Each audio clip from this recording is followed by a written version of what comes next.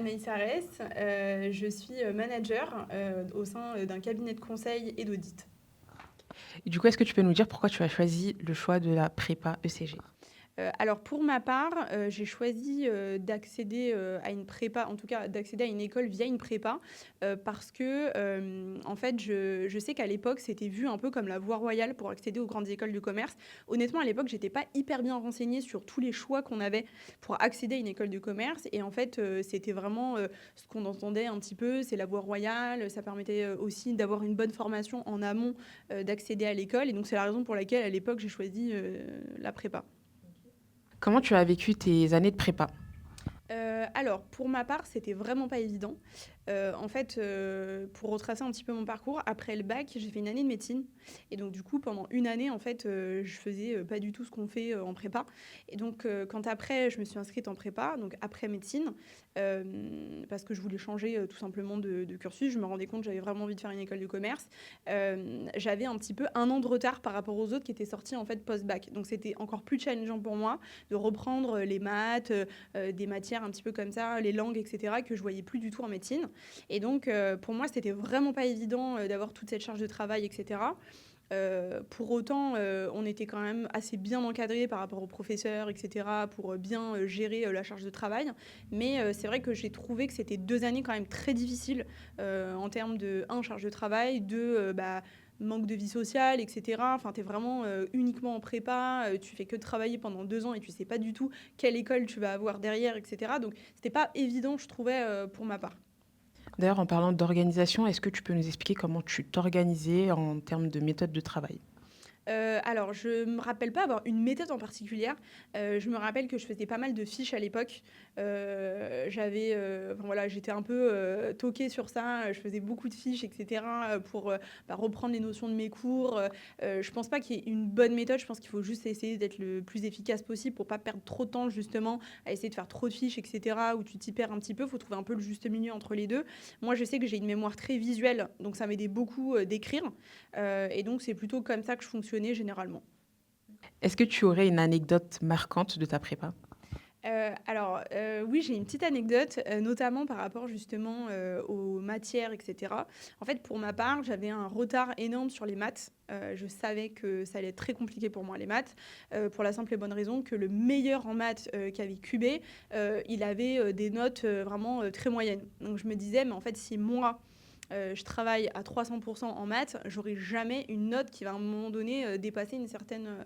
Voilà, j'allais jamais avoir, je sais pas, 10, 12, etc.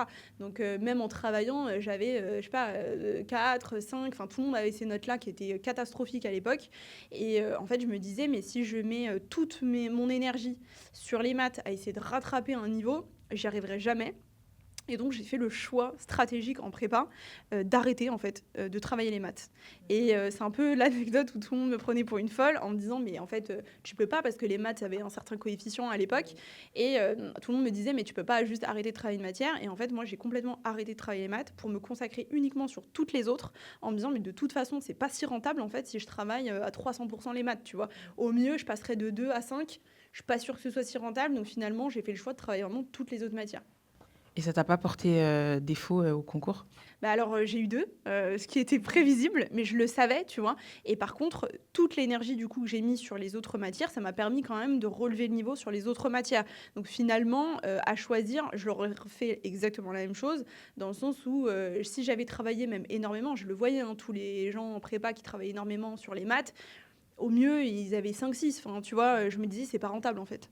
Mais je me demandais si au sein de ta prépa, il y avait de la concurrence ou c'était plutôt de la solidarité entre élèves? Alors il y avait pas forcément de concurrence, en tout cas pas, à mon époque, dans la prépa, il y avait pas du tout ce jeu de concurrence et cetera. Pour autant, il y avait pas forcément d'entraide, je dirais.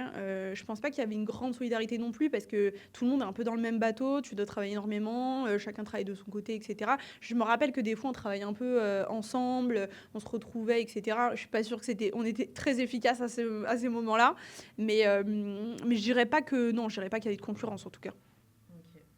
Avec du recul, qu'est-ce que la prépa t'a vraiment apporté? Alors je trouve que ça m'a apporté énormément d'ouverture, sur le monde, notamment sur l'actualité, parce que, en prépa, tu es vraiment obligé d'être tout le temps en train de te renseigner sur l'actualité et cetera. Donc sur ça, ça a eu un effet très, très positif sur le fait de vraiment me renseigner et sur plusieurs canaux, notamment, de médias, de journaux et cetera. Vraiment diversifier, les sources d'informations. Aussi au niveau des langues, parce que, bah, le niveau en prépa en langue est très poussé et c'est vrai que ça m'a énormément apporté, notamment sur l'espagnol, sur l'anglais, l'aisance en tout cas, également à l'oral, parce que tu as beaucoup d'oraux, tu as des cols, et cetera, où tu parlais souvent quand même à l'oral. Et sur ça également, ça m'a apporté. Et je dirais en effet sur la rigueur, hein, la rigueur de travail, parce que quand tu arrives de prépa, je pense que tu as quand même une grosse charge de travail à avoir en peu de temps, en 2 ans. Et donc du coup, ça m'a aussi permis de gérer une charge de travail conséquente, de m'organiser, d'être rigoureuse, etc. Et est-ce que ces compétences que tu as acquises en prépa te servent actuellement? Alors oui, sur la rigueur, c'est évident que ça me sert, hein, toujours aujourd'hui, cette rigueur, cette efficacité, tu en as énormément besoin dans le monde du travail. Plus tu es efficace forcément, moins tu mets de temps sur tes tâches et cetera. Donc oui, bien sûr et sur les langues aussi, même si, je parle pas forcément, ni espagnol ni anglais, très souvent dans mon travail, actuel, quoi qu'il arrive, ça a un impact, forcément, très positif, pour moi dans mon quotidien. En prépa, est-ce que tu avais déjà l'idée de travailler dans le monde du conseil? Alors non, j'avais absolument pas, ce projet de vie, à l'époque. Quand j'étais en prépa, je me rappelle, on nous posait souvent la question pour les oraux, «Où tu te vois, dans 5 ans?» et cetera. Moi, pour ma part, je répondais souvent, en marketing parce que j'ai toujours eu un petit peu cette facilité relationnelle et cetera, qui faisait que je me disais par rapport à ma personnalité, j'aurais peut-être plus de facilité à travailler dans le marketing. C'est un monde qui me plaisait aussi, et puis finalement, bah, l'histoire a été tout autre, hein, puisque j'ai complètement changé, d'orientation, une fois arrivée en école. Est-ce que selon toi, la prépa ECG mène surtout à la finance ou à l'audit? Je pense que de manière générale, pour avoir, vu des personnes de ma prépa, avoir différents parcours, je pense qu'il y a pas un parcours tout tracé. Surtout après prépa, en fait, tu sais pas encore ce que tu vas faire, totalement, hein. C'est qu'en école, je trouve en tout cas, que ça redessine vraiment ton projet, de carrière. Et c'est à ce moment-là que tu te poses la question, bah, justement entre, audit, finance, est-ce que c'est plutôt, un autre domaine, hein, RH, marketing et cetera. Donc des personnes en tout cas que j'ai connues qui sont sorties, de post-prépa, il y a de tous les parcours. Il y a des personnes qui ont, travaillé, en finance, d'autres en audit, d'autres, enfin voilà, en RH, marketing et cetera, qui ont monté leur entreprise. Donc il y a vraiment de tout quand même. Est-ce que tu peux nous dire comment s'est passée la transition entre la prépa et l'école de commerce? Alors comme, je pense avoir une carte sortie de prison littéralement, au Monopoly, non honnêtement, ça a été, très libérateur, forcément. La prépa, c'est vraiment pas les années que j'ai préférées. Honnêtement, l'école, a tout changé à ce niveau-là. J'ai, pu, retrouver un rythme normal, de vie classique, d'étudiant en fait, hein, où tu as tes cours et cetera, mais à côté, tu as quand même une vie, tu peux faire, des activités, des choses et cetera. Donc clairement, une liberté, post-prépa. D'ailleurs, en parlant de vie sociale, comment tu t'organisais à ce niveau-là, en dehors des cours? En prépa pour le coup, honnêtement, c'était, un petit peu, en fonction de la charge de travail que tu avais, hein. Je pense que quand on avait, des DS et cetera, des examens, bah, on travaillait, beaucoup plus à ces périodes-là forcément. Quand tu avais des périodes un petit peu plus creuses, on essayait de s'organiser, de faire des choses ensemble et cetera, entre amis, tu vois? Après les cours ou de temps en temps, enfin le week-end et cetera, hein. Tu t'essayes de t'organiser, comme tu peux, je pense, en prépa. Est-ce que tu peux nous expliquer pourquoi tu t'es orientée vers, une spécialisation en conseil corporate?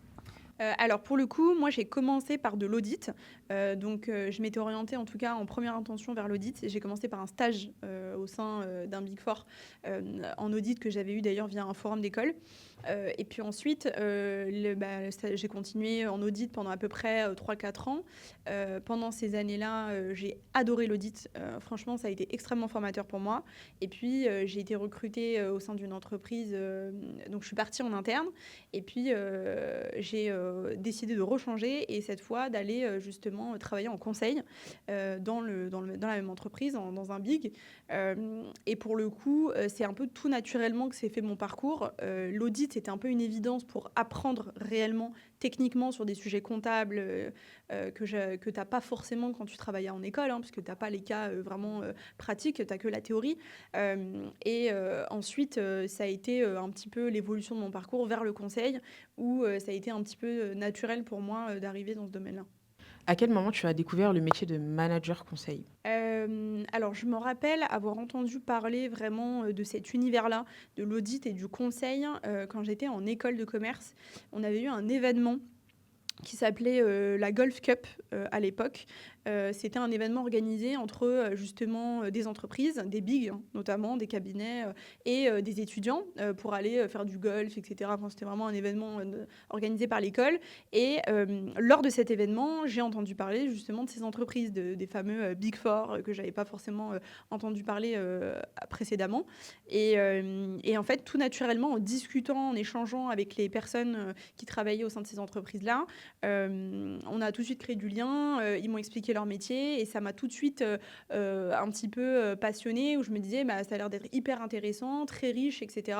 Et c'est comme ça en fait que je me suis intéressée à ce monde-là. À ton avis, qu'est-ce qui fait la différence pour réussir dans le conseil? Alors, je pense qu'il y a une grosse part de personnalité, dans le sens où si forcément tu as des capacités un peu d'orateur, ou tu es quelqu'un de débrouillard aussi, de très curieux, ça c'est forcément ce qui va beaucoup t'aider au quotidien parce qu'il y a beaucoup, il y a une part en fait d'autodidacte. Il faut être un minimum autodidacte pour essayer aussi de s'auto-former. Évidemment, tu as tes managers, tes senior managers qui sont aussi là pour t'encadrer, mais si tu veux en tout cas vraiment monter en compétences très rapidement et être plus efficace, il y a cette part de curiosité à avoir où il faut aller chercher l'information. Je pense qu'aujourd'hui, il y a tellement d'outils pour le faire que c'est encore plus facile qu'à mon époque, je pense, d'aller chercher l'information, de comprendre des sujets. Quand tu entends parler de quelque chose, tu te renseignes tout de suite. Tu t'attends pas de dire, bon, bah ça me concerne pas, ce sujet, j'en ai jamais entendu parler, c'est pas grave, j'attends. Non, en fait, tu as entendu parler de ça, tu as entendu tes managers parler d'un sujet, tu vois, ça coûte rien. Tu te renseignes, tu essayes de chercher un petit peu les mots-clés, de quoi ils voulaient parler, etc. Tu poses beaucoup de questions aussi parce qu'on n'en voudra jamais à un junior de poser des questions. Par contre, bah, plus tu montes en grade, plus tu deviens manager et moins forcément tu peux poser des questions parce que tu es censé quand même être sachant et c'est à ton tour aussi de former des équipes. Donc forcément, il y a cette part-là aussi d'apprentissage à avoir très tôt où il faut vraiment essayer de se renseigner un maximum par soi-même. Et après, bah, évidemment, la rigueur, etc. Mais ça, c'est un petit peu dans tout travail, hein, je dirais, qu'il faut forcément ces qualités. Est-ce que tu aurais un conseil pour un étudiant en prépa qui vise les métiers comme le conseil? Je pense que mon conseil, ce serait de se renseigner le plus en amont possible. À mon époque, en prépa, je me renseignais pas bien forcément sur les métiers après. Pourquoi? Parce que tu es tellement focalisé sur la charge de travail que tu as et sur quelle école je vais avoir que tu en oublies complètement de te dire, mais en fait, je vais travailler dans quoi exactement? Je vais faire quel métier? Je trouve qu'on est trop focus école et pas assez, tu vois, entreprise. Tu penses pas autant, je trouve, aux entreprises en prépa qu'après quand tu arrives en école. Et donc l'idée c'est peut-être de se renseigner pour vraiment essayer d'avoir un projet mature de carrière et de se poser réellement la question quelle école va t'apporter quoi et derrière quels sont les débouchés possibles, quels métiers réellement peuvent m'intéresser, aller essayer de discuter peut-être potentiellement avec des personnes, tu vois. Je suis souvent contactée sur LinkedIn par des étudiants, des plus jeunes qui essayent aussi de vouloir avoir des informations sur mon métier et je pense que c'est hyper intéressant d'avoir un peu ces retours d'expérience-là de personnes qui travaillent dans ce domaine qui t'intéresse en particulier. Alors, si tu devais conseiller un préparationnaire qui doute, qu'est-ce que tu pourrais lui dire? Bah, que je comprends déjà. Je pense qu'on doute tous en prépa. À ce stade, ta carrière est complètement floue. Tu ne sais pas ce que tu vas faire, tu ne sais pas où tu vas aller, tu ne sais pas quelle école tu vas avoir. Tu essayes juste de faire ton maximum à travailler tes cours. Mais je pense qu'il faut essayer de prendre du recul sur tout ça, se dire qu'il faut juste faire son maximum. et de toute façon, tu t'en voudras jamais d'avoir fait le maximum. Ça, c'est une certitude. Après, l'école que tu as, c'est l'école que tu as. Et je pense que quoi qu'il arrive, il faut pas se mettre cette pression sur j'ai eu l'école top 1, top 2, top 3, top 10. À un moment, il y a aussi ce que tu en fais. Quel que soit ton parcours, c'est qu'est-ce que tu en fais. Il y a des personnes qui sortent de grosses écoles qui vont pas forcément aller tu vois, chercher l'information, qui vont peut-être pas aller toquer à certaines portes, qui vont peut-être pas oser, alors que quelqu'un qui va peut-être être d'une école top 10, ça va être quelqu'un de hyper débrouillard, qui va aller chercher, qui va aller toquer aux portes, qui osera, etc. Tu vois. Et je pense qu'il y a aussi cette part-là qui rentre énormément en jeu dans le monde du travail. Il faut oser. Et donc, il ne faut pas non plus trop se concentrer sur mais quelle école je vais avoir. T'inquiète pas, quelle que soit l'école, t'en feras quelque chose si tu as envie d'en faire quelque chose. Donc moi, en tout cas, j'en suis persuadée. On connaît tellement de personnes de plein d'écoles différentes qui ont des parcours totalement différents. Tu as des personnes qui ont monté des entreprises post-fac, et puis tu en as d'autres, même post-grande école, qui ont travaillé dans une entreprise en salarié standard, alors que ça, n'importe quelle école peut avoir aussi accès à travailler dans une entreprise. Donc, tu vois, c'est pas forcément quelle école en particulier. Il faut pas trop se focaliser sur ça. On a tendance à trop mettre le curseur sur ça en prépa, alors que finalement, ce qui compte, c'est après, en fait, tu vois. Ce qui compte, c'est avoir une école surtout et gagner en compétences. Exactement. Parce que en fait, je pense que c'est essentiel de monter en compétences, parce que derrière, c'est des compétences que tu peux vendre sur le marché. Tu vois, un exemple, je vais avoir deux profils juniors, et il y en a un qui va se dire, moi, par exemple, on me demande de faire un compte-rendu de réunion. Je vais me concentrer juste sur ça. Je vais faire mes comptes rendus de réunion, ce qui est très bien. Mais tu peux te dire, soit je fais mon compte rendu de réunion, soit à côté de ça, j'essaye de monter en compétence et de me dire, mais en fait, sur quoi je peux encore m'améliorer à côté de ça? Est-ce que je peux pas déjà essayer de faire d'autres choses, être proactif, essayer de montrer que je suis capable de plus, tu vois, que uniquement ce qu'on me demande. Et en fait, les deux personnes n'auront très certainement pas les mêmes parcours, parce que la personne qui se sera dit moi je vais aller essayer d'avoir plus, de faire plus et de monter en compétences, elle va être beaucoup plus efficace très tôt, elle va monter en compétences, et derrière forcément en termes d'évolution de carrière tu le ressens. Donc automatiquement il y a aussi beaucoup de ça, je pense. Merci Anaïs. Merci Totis.